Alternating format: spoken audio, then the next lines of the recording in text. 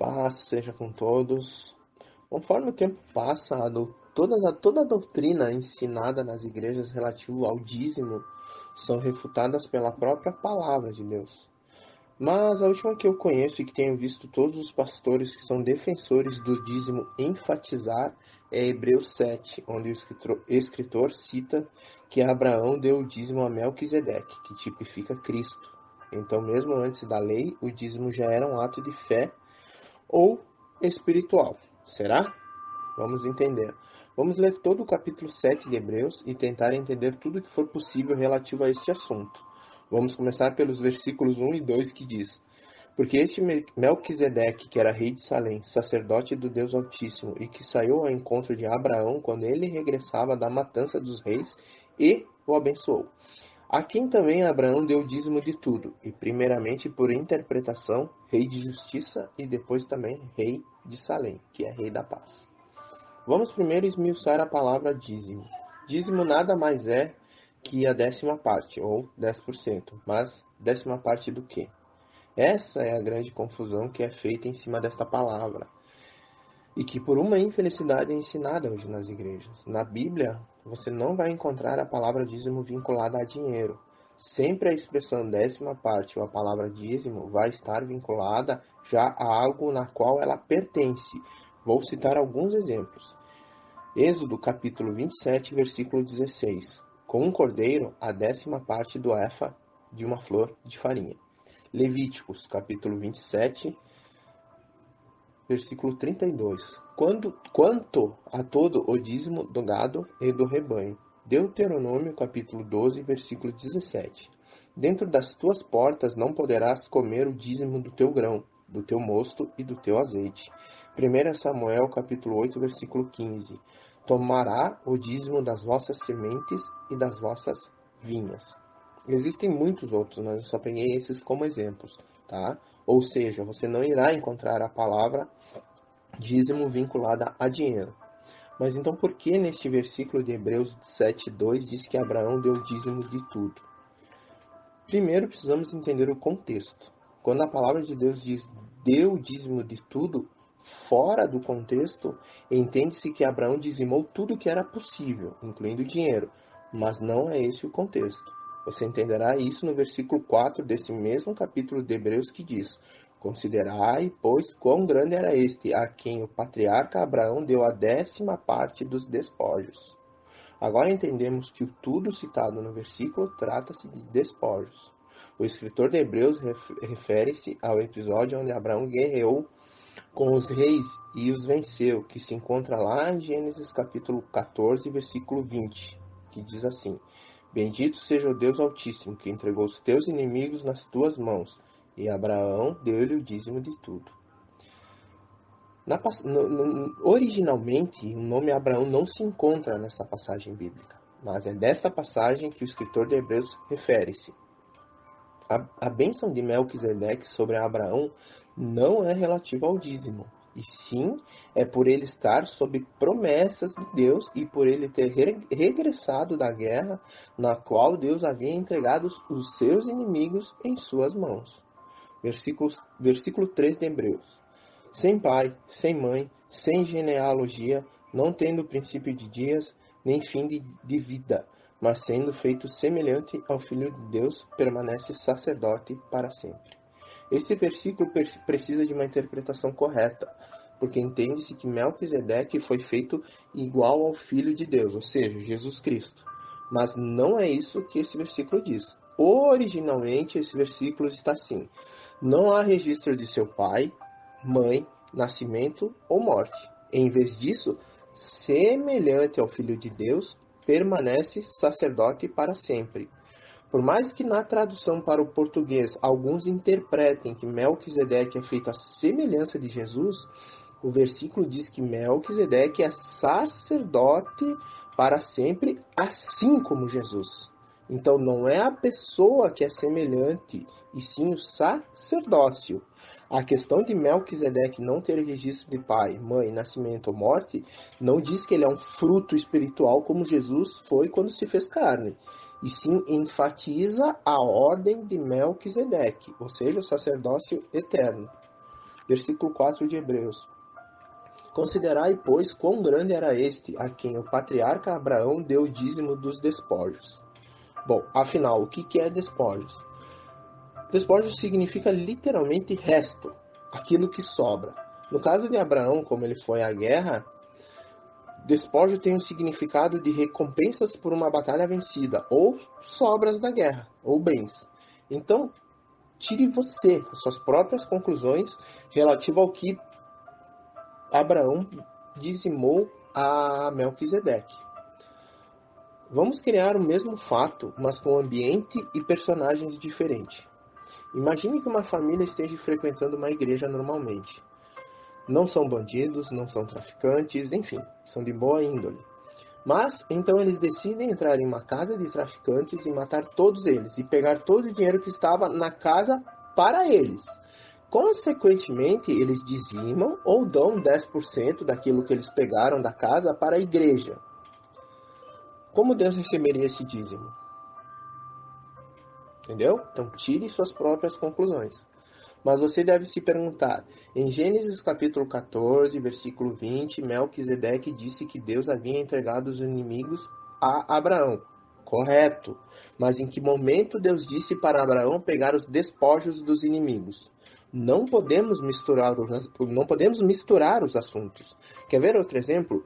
Deus fez uma promessa a Abraão que era para ele sair de sua casa e ir para uma terra na qual Deus daria a sua descendência. Tu encontra isso lá em Gênesis capítulo 12, versículo 7.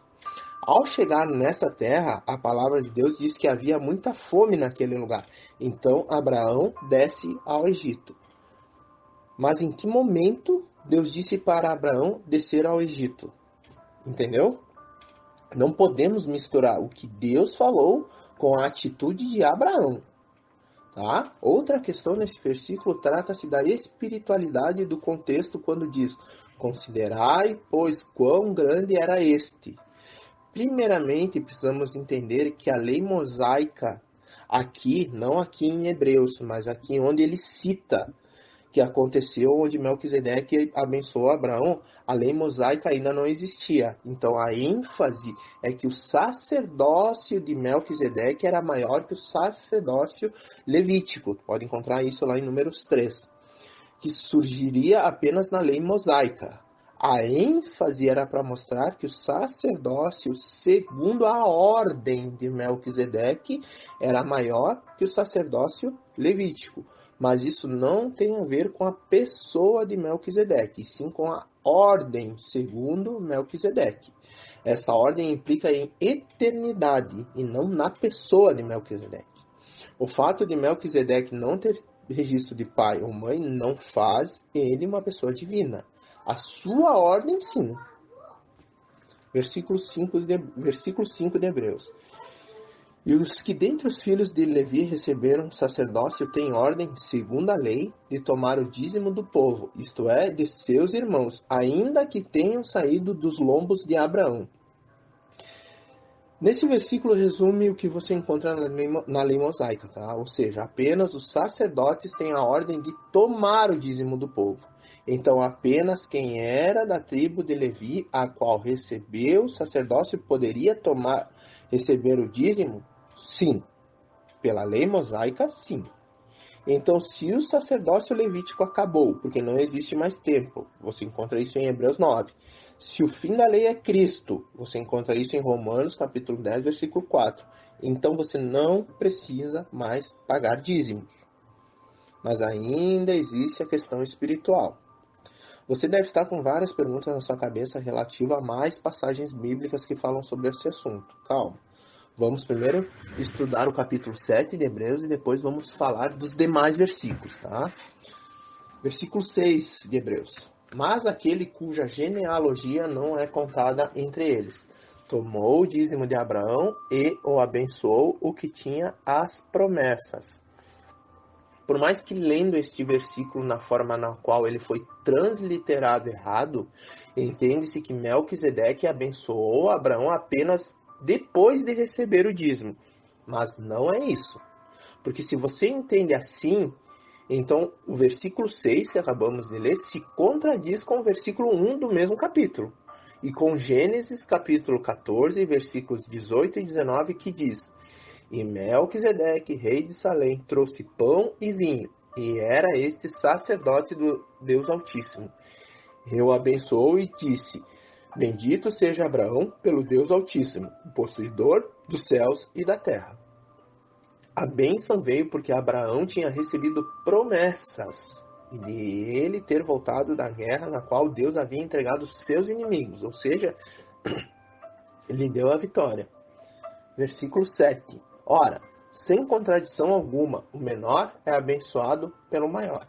A intenção aqui nesse versículo é mostrar a superioridade do sacerdócio. Entendeu?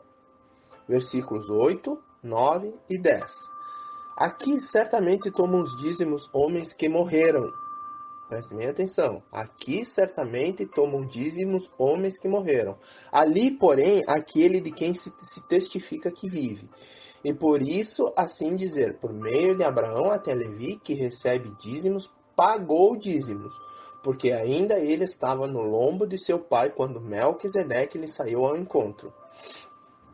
Aqui mostra e confirma o que toda a lei afirma, toda a lei mosaica, que o dízimo era sustento dos sacerdotes de carne, humanos, e que precisavam de alimentos, porque eles viviam no tabernáculo. As tribos de Israel ainda não haviam sido divididas.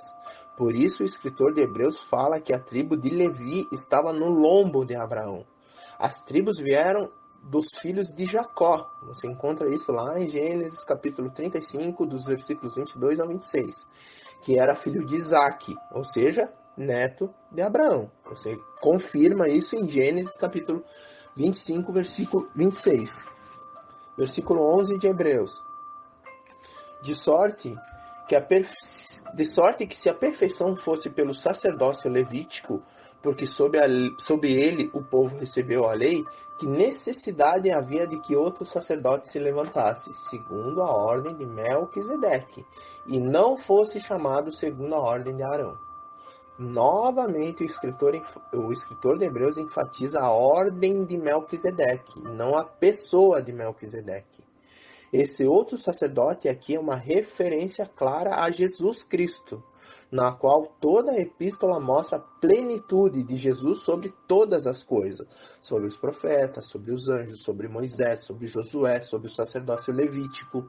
O escritor enfatiza bastante em Hebreus sobre não atentar para os rituais e cerimônias, porque em Cristo tudo foi cumprido. Agora vamos para os versículos 12 ao versículo 26 de Hebreus. Porque mudando-se o sacerdócio, necessariamente se faz mudança da lei. Porque aquele de quem estas coisas se dizem pertencente a outra tribo, da qual ninguém serviu ao altar. Visto ser manifesto que o Senhor procedeu de Judá, que Senhor, Jesus, ele está falando. E concernente a essa tribo, nunca Moisés falou de sacerdócio. E muito mais manifesto é ainda se a semelhança de Melquisedeque se levantar outro sacerdote. Aqui ele não está fazendo comparação com a pessoa de Melquisedeque, e sim com a ordem de Melquisedeque, que é sem início, sem fim. Entenderam?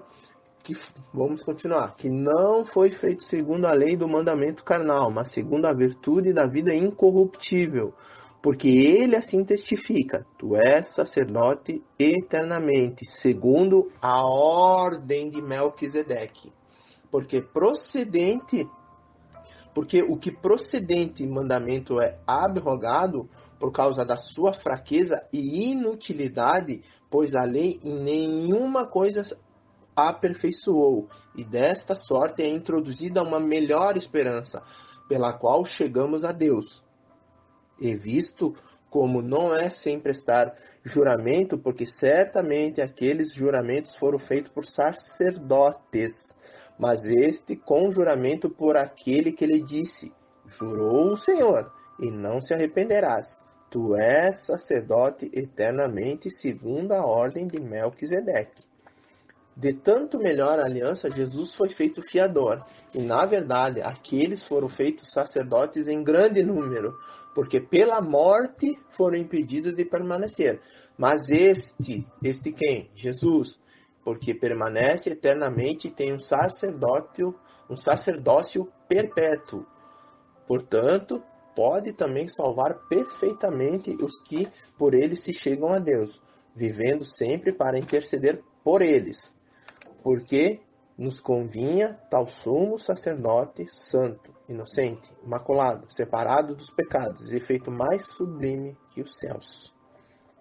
Ou seja, resumidamente, esses versículos dizem o quê? Cristo é a nossa nova lei, confirmada por Paulo em Romanos capítulo 10, versículo 4, que diz: porque o fim da lei é Cristo, para a justificação de todo aquele que crê. Versículos 27 e 28 de Hebreu. Que não necessitasse, como sumos sacerdotes, de oferecerem cada dia sacrifícios, primeiramente pelos seus próprios pecados e depois pelos pecados do povo. Por isto fez ele uma vez, oferecendo-se a si mesmo, porque a lei constitui sacerdotes a homens fracos. Mas a palavra do juramento que veio depois da lei constitui o Filho perfeito para sempre. Não existe necessidade de práticas e rituais de cerimônias contidas antes de Jesus. Ele se fez tudo isso e se ofereceu como sacrifício vivo. Acredito que sobre este capítulo 7 de Hebreus, por mais que tenha sido um breve estudo, já tenha colocado você a pensar bastante sobre a espiritualidade dos dízimos, a qual não existe. Mas mesmo assim ainda pode ter ficado alguma dúvida sobre alguns outros versículos. Então vou tentar resumir os principais. Quem teria que pagar o dízimo? Para responder isso, basta ler Números, capítulo 18, versículo 26, que diz: também falarás aos levitas, e diz-lhes, quando receberdes os dízimos dos filhos de Israel, que eu deles vos tenho dado por herança, deles ofereceis uma oferta alçada ao Senhor, o dízimo dos dízimos. Ou seja, os israelitas pagavam o dízimo e os próprios levitas pagavam o dízimo dos dízimos.